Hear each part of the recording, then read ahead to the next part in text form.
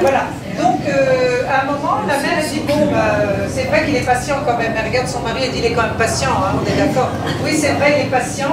C'est le seul qui... Alors, j'ai demandé des histoires de patients. C'est le seul qui arrive à s'occuper de lui. Super. Voilà, c'est ça l'idée. C'est que, ok, il vient... Déjà, je crée l'alliance avec lui parce qu'il n'est pas que un jeune homme violent qui se fait virer de tous les établissements. Il est un jeune homme qui a de la patience. Il est un jeune homme qui a de l'humour. Et au bout d'un moment, quand on a parlé de tout ça, sur une heure, ça a duré. Si on commence tout de suite par ça, on rentre dans la roue de hamster avec eux, et on raconte une histoire qui raconte à tout le monde et qui rend pas digne le jeune homme. On est bien d'accord. Parce que l'arbre de vie, c'est... Il est où mon arbre? Il est là-bas. On voit absolument rien, mais c'est pas grave. Vous en avez un là, mais c'est un vrai.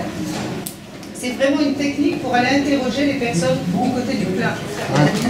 Ok, donc si ça ne vous ennuie pas, peut-être que vous allez expérimenter l'arbre de vie sur vous, un peu rapidement. Donc déjà, je voulais vous dire que l'arbre de vie, il vient d'Afrique justement. C'est une David Attenborough, peu importe, hein, pour vous, mais c'est quelqu'un qui bossait avec Michael White et qui était mandaté par une psychologue africaine à Soweto, qui était confrontée à des jeunes orphelins du sida dans les années 80.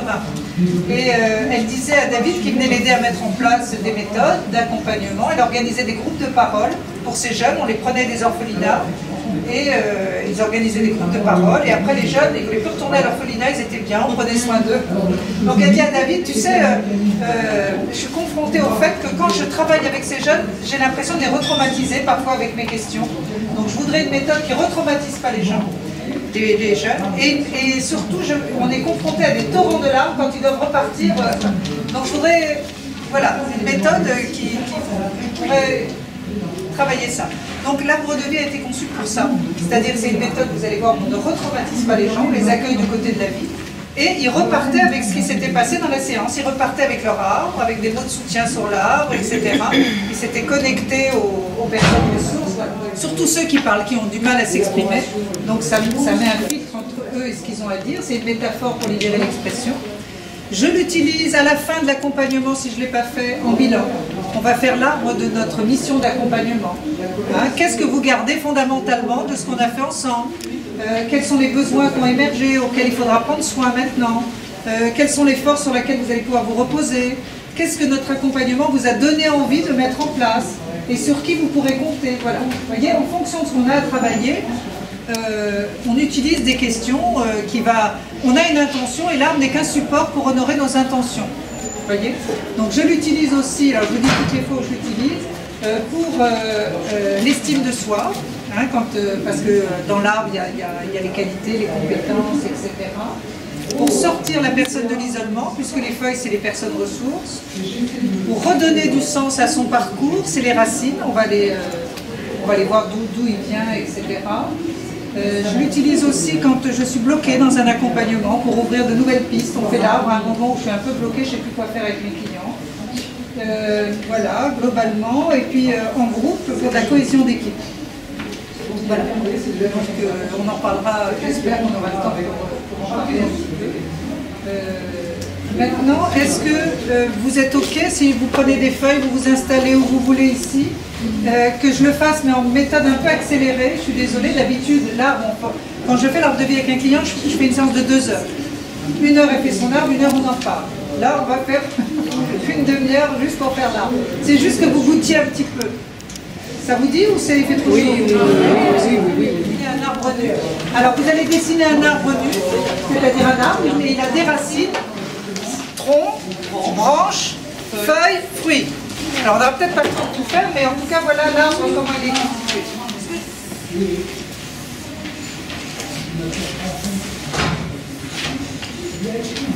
Alors, je suis désolée, d'habitude quand on le fait en groupe, on respecte, on a un temps bien plus large en équipe. Quand je suis dans une équipe, on a quasi la journée, des fois pour faire ça, notre métier, et c'est l'arbre de vie de votre métier. Alors, donc, et en réponse à votre avis, qu'est-ce qui fait que vous vous retrouvez à faire le métier que vous faites aujourd'hui? Qu'est-ce qui, dans votre vie, a conditionné le métier par hasard? Donc, notez tout ce qui vous vient. Qu'est-ce qui a contribué à vous retrouver à faire ce métier aujourd'hui?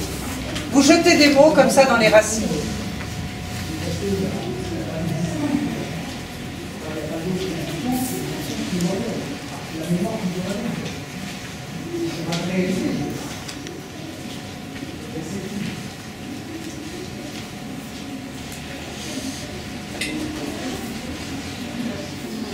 Maintenant, on va mettre des mots sur le sol. Le sol, il est sur les deux côtés de l'arbre, voyez? Vous voyez le trait que vous avez tiré. Donc, on met 2 mots seulement sur le sol. Sur quoi? Sur le sol. De chaque côté de l'arbre, il y a le sol. Les racines, elles sont sous le sol. Oui. Donc, sur le sol, on va le symboliser. Elle a fait un trait. Comment tu t'appelles? Marie-Laure. Marie-Laure a fait un trait, vous voyez? Donc, on va mettre 2 mots, pas plus. Voilà. Le sol, c'est... Donc, notre sol, il faut l'arroser pour que l'arbre soit solide, etc. Donc, c'est de quoi j'ai besoin. Si je devais prioriser, de quoi j'ai besoin. Voilà. S'il y a un truc à prendre soin, c'est quoi? Est-ce que quelqu'un veut bien dire 1 ou 2 mots que vous avez mis? Confiance. Liberté, confiance, libre arbitre, partage, autonomie, formation. Ok, super. Et moi j'ai mis famille et liberté. D'accord. Qualité, compétence, valeur, talent que vous avez, qu'on vous reconnaît, qu'on apprécie chez vous. Et ne me dites pas que vous n'en avez pas. Parce que les jeunes, je veux bien, mais nous, on a bien bossé sur nous quand même. Hein. Dans le tronc, on nourrit le tronc. Qu'est-ce qui fait que cet arbre est solide? C'est les compétences, les valeurs, ce qui nous anime, voilà. Les qualités, compétences, valeurs, talents, habiletés, qu'on nous reconnaît, qu'on apprécie chez nous. Hein. Mais on le fait déjà émerger. C'est quand on le raconte. Vous allez voir que là, ça vit. Parce qu'on va demander des preuves quand même. C'est bien beau de mettre des grands mots intelligents. Il faut des preuves. Donc on va demander aux personnes de donner des exemples. Comment ça vit ces qualités dans sa vie.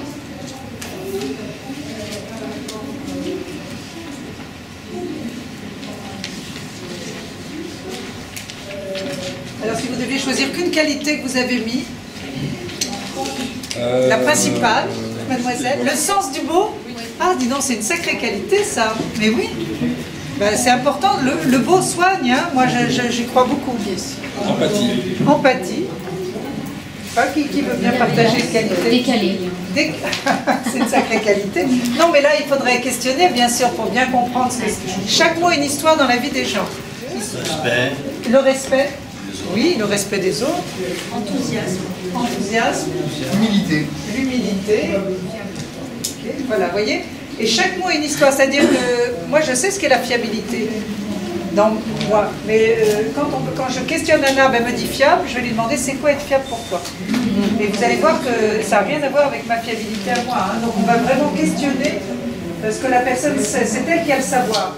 Un des concepts des pratiques narratives, c'est qu'on redonne le savoir aux gens. Et que la réalité est bien plus riche que je suis fiable. D'accord? Quels sont les rêves, les projets, les espoirs que vous avez pour votre vie professionnelle? Là, on peut rêver. Ça peut être très concret, je veux juste des clients. Ou ça peut être, je vais changer le monde, ou j'en sais rien. Mais ça peut être, voilà, ce que vous voulez. Et là, c'est les branches. On va mettre des mots sur les branches. C'est une manière d'avoir des sous-objectifs aux objectifs. Celui qui veut un comment? Non, mais en fait, quand ils viennent, par exemple, pour un boulot, et que je fais là, il veut un boulot, bien sûr, il y a une branche où je veux trouver un métier, mais il y a une branche, je veux être indépendant, je veux gagner bien ma vie, je veux, je sais pas quoi, voilà. Donc ça permet d'avoir une vision plus large de ce que la personne veut pour sa vie. Ok. Alors maintenant, on va attaquer un moment vachement important de l'arbre de vie, parce que les gens qui viennent nous voir, je ne sais pas vous, je ne sais pas quel type de personnes vous accompagnez, souvent les problèmes isolent les gens. Donc les gens s'isolent, ils sont très auto-centrés, ils sont peu en relation avec les gens, ils se sentent seuls dans ce qu'ils vivent. Même un jeune en décrochage, il a l'impression que tout le monde réussit sauf lui, etc. Donc l'idée, avec les feuilles, c'est de recréer du lien. Donc les feuilles, c'est les personnes, d'accord? On fait son club de soutien. Et le club de soutien, c'est quoi? C'est... Alors David Enboro, il pose une question seulement. Il dit, qui un jour t'a donné de la valeur? Pas mal, c'est joli, hein? Qui un jour vous a donné de la valeur? Voilà, mais là, moi, je fais un peu plus large. Aux jeunes, je leur dis, tu mets dans tes feuilles, tu vois, il y a des gens, quand ils te regardent, tu te sens plus fort. Il y en a, quand ils te regardent, tu te sens pas terrible. Et ben, c'est là où je ne vais pas sur l'arbre. C'est ceux, quand ils te regardent, tu te sens plus fort. Hein? Dans toutes les communautés de ta vie, à la maison, à l'école, des amis. Voilà. Donc on essaye d'aller identifier cela. Ça peut être des vrais gens autour de nous. Ça peut être des héros. Il y a beaucoup de zizous dans les arbres, etc. Même si on ne les connaît pas, ils nous font du bien. C'est heureusement qu'ils existent. D'accord? Ceux qui nous font du bien, Dieu, il y en a qui mettent Dieu, des gens qui sont malheureusement plus là, voilà. Il faut en fait, comment dire, tous ceux qui vous entourent, même privés, et qui... même privés. Oui, parce que là... ça c'est les feuilles. Ça c'est les feuilles. Et on ne met pas de paquet, genre famille, amis, non. Hein. Normalement, une feuille, une personne.